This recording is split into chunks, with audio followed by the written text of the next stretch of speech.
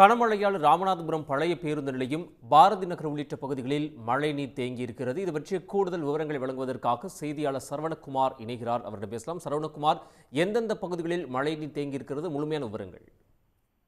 வளிமண்டல மேலடுக்கு சுழற்சி காரணமாக தமிழகம் மட்டுமல்லாமல் பல்வேறு மாவட்டங்களுக்கு இன்றைக்கு கனமழை பெய்யும் என வானிலை மையம் அறிவித்த நிலையில் இன்று ராமநாதபுரத்தில் அதிகாலையில் இருந்தே சாரல் மழையானது பெய்ய தொடங்கி பிறகு பலத்த மழையாக ராமநாதபுரத்தில் கிட்டத்தட்ட 2-3 மணி நேரமாக பலத்த மழையான பெய்து வருகிறது.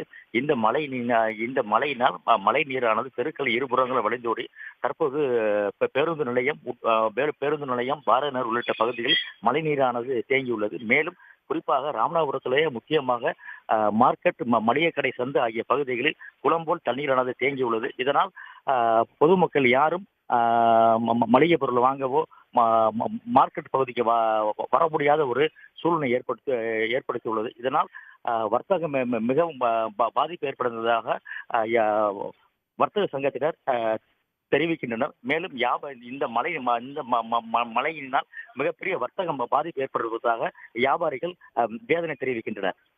உடனுக்குடன் செய்திகளை தெரிந்து கொள்ள சன் நியூஸ் பெல் ஐகானை கிளிக் பண்ணுங்க.